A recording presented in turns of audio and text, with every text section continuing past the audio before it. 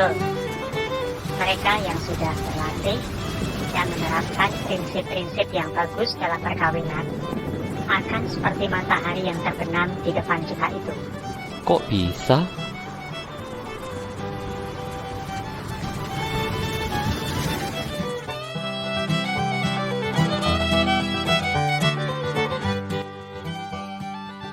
Klik subscribe dan lonceng itu gratis. Bantu kami ya. Terima kasih. Bagaimana caranya agar bisa punya sifat romantis hati? Kita harus belajar menghindari sifat-sifat yang mementingkan diri, kurangnya pengendalian diri, dan keangkuhan. Katanya, kalau sifat itu tidak bisa dirubah. Sudah bawaan sejak lahir. Apa seperti itu? Sifat itu seperti otot. Kalau kita latih dengan benar, maka otot-otot kita jadi lebih kuat dan kekar. Saya mau tanya sama kamu, apakah ada bayi yang baru lahir, badannya langsung seperti binaragawan, yang otot-ototnya kekar? Yang enggak lah. Badan bayi rata-rata sama saja. Memangnya bayi di kandungan latihan barbel selama 9 bulan. Jadi begitu keluar langsung kekar. Lalu, kamu pernah lihat nggak bayi yang montok, gendut, tapi setelah besar jadi kurus kering? Kalau model gitu banyak. Terus maksud dua pertanyaanmu apa? Seperti tadi, sifat itu seperti otot. Kalau kita latih, maka otot semakin kuat. Sifat pun, kalau terus dilatih, dia akan menjadi sifat yang lebih baik. Tapi jika tidak dilatih, maka sifat akan semakin buruk, seperti orang yang bertambah besar, bukan makin kuat, tapi makin loyo, karena kurang latihan. Kalau melatih otot kan kita tahu. Tapi kalau melatih sifat agar lebih baik, bagaimana caranya? Prinsipnya sama seperti latihan fisik dengan angkat barbel. Saya mau tanya lagi ya. Kalau orang baru belajar angkat barbel, lalu dia nggak kuat, apa dia emosi, lalu barbel ditendang? Lucu kamu ya. Nendang barbel ya sakit lah.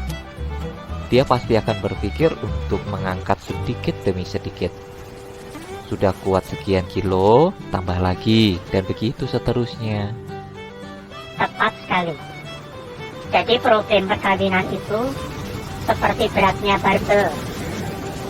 Saat pasangan kita marah dan kuping kita panas, apa kita emosi juga dengan gantian marah? Kalau seperti itu, sama seperti kita nendang barbel. Apa makin baik? Makin sakit hati, itu yang pasti terjadi. Jadi di sini kita belajar untuk mengendalikan emosi kita. Mungkin saat ini kita tahan dimarahin 1 menit. Lalu kali berikut, tahan 5 menit. Dan seterusnya. Lama-lama, kita tahan diomelin sampai habis kata-katanya. Seperti kakek itu, dia sudah tahan diomelin sampai habis kata-kata si nenek. Lalu, kalau pasangan marah, bagaimana seharusnya reaksi kita? Kalau yang satu sedang marah, coba kita berlatih mengendalikan emosi kita dengan tetap tenang. Namun saat kita mulai tidak tahan, coba kita terapkan satu kalimat dalam sebuah buku yang sangat bagus. Bunyinya begini: pergilah sebelum pertengkaran terjadi. Jadi kalau masih tahan mendengar marahnya pasangan, kita harus tetap di tempat. Tapi kalau hati sudah tidak tahan, kita harus pergi. Ini sama seperti kalau selama kita masih kuat, angkat terus barbelnya. Tidak masalah. Tapi kalau sudah nggak kuat, kita lepas barbelnya. Tapi kalau seperti itu, apakah pasangannya nggak tambah marah? Sedang diomelin kok pergi? Reaksi tambah marah itu sudah pasti. Sama juga kan, kalau kamu sedang latihan angkat barbel, lalu kamu nggak kuat, dan kamu jatuhkan barbel itu, mungkin pelatih akan kesal.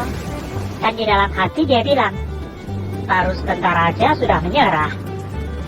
Tapi ingat, kekuatan otot yang paling tahu adalah kita. Jadi biarkan pelatih kesal. Daripada dipaksakan otot kita jadi putus, apa kita mau menyesal seumur hidup? Jadi yang tahu batas kesabaran adalah kita. Jadi kalau sudah nggak tahan, ya lari. Jangan di situ terus. Nanti kamu bisa ringan tangan, memukul pasanganmu. Oke, saya ngerti untuk berlatih mengendalikan emosi. Lalu, bagaimana berlatih untuk tidak angkuh dan tidak mementingkan diri dalam suatu konflik? Seandainya pasangan kita sedang marah, dan saat itu kita hanya diam dan tidak terpancing emosi, apakah pasanganmu langsung merespek sama kamu?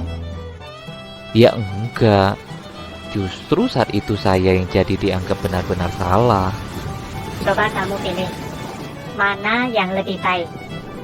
Menunda dengan menunggu waktu yang tepat untuk menjelaskan situasinya, walaupun saat itu kita dianggap salah. Atau kita belak-belakan saja menjelaskan duduk masalahnya yang benar saat itu, tapi bisa memicu perdebatan yang lebih besar. Mana yang lebih baik? Kelihatannya menunda lebih baik ya. Tapi harga diri kita kan jadi bisa direndahkan sama pasangan kita. Justru itulah latihannya. Kita belajar untuk rendah hati dan tidak angkuh. Kalau kita masih bicara harga diri, maka pertengkaran antara suami dan istri tidak akan mungkin bisa selesai. Kalau kamu masih memikirkan harga diri, tapi konflik makin besar, apakah berarti kamu peduli sama pasanganmu? Ya enggak sih, saya berarti mementingkan diri. Dulu waktu pacaran, biasanya kalau yang satu sedang marah, apa yang dilakukan pasangannya? Biasanya dia berkorban untuk mengalah agar pacarnya cepat reda marahnya. Apakah kalau saat pacaran kamu seperti itu, tapi setelah berkeluarga berubah? Apakah setelah berkeluarga tidak perlu berkorban dengan mengalah pada pasangannya? Ya enggak lah, pasti harusnya sama. Dulu mau berkorban dan mengalah. Sekarang setelah berkeluarga seharusnya sama. Benar sekali. Kalau kamu bisa bayangkan, jika masing-masing pasangan mau berlatih untuk mengendalikan diri, tidak mementingkan diri, dan tidak angkuh, kira-kira bagaimana pandangan orang-orang terhadap pasangan ini? Wah, pasti banyak orang akan memuji keharmonisan mereka. Betul, mereka yang sudah berlatih dan menerapkan prinsip-prinsip yang bagus dalam perkawinan akan seperti matahari yang terbenam di depan kita itu. Kok bisa?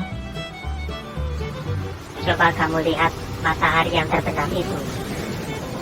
Di sisa waktunya untuk menyinari bumi, justru keindahanlah yang matahari perlihatkan.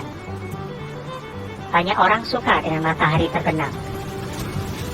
Demikian juga kalau perkawinan dilandasi sifat-sifat yang baik dan benar, maka semakin lama mereka menikah dan sudah diambang batas hidup mereka, justru keindahanlah yang mereka perlihatkan pada anak, cucu, dan mungkin orang-orang lain di sekitar mereka.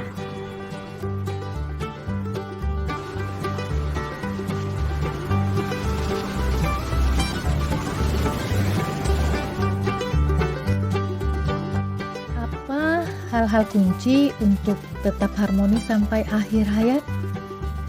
Teruslah berlatih untuk menghindari sifat mementingkan diri, tidak adanya pengendalian diri, dan keangkuhan. Jika Anda tidak berubah, bukan berarti sifat-sifat buruk itu tidak bisa diubah. Tapi yang lebih tepat, Anda tidak mau berlatih untuk berubah.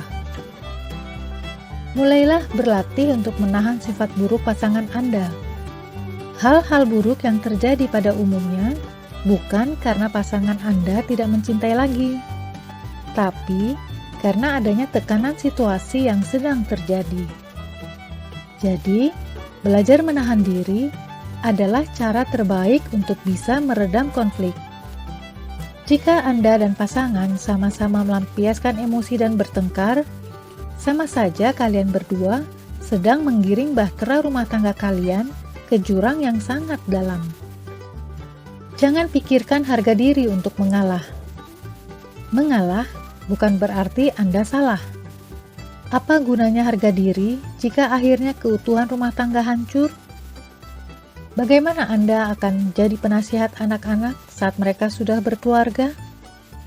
Di mana hati nurani Anda saat memberi nasihat orang lain untuk menahan diri, tidak egois dan rendah hati?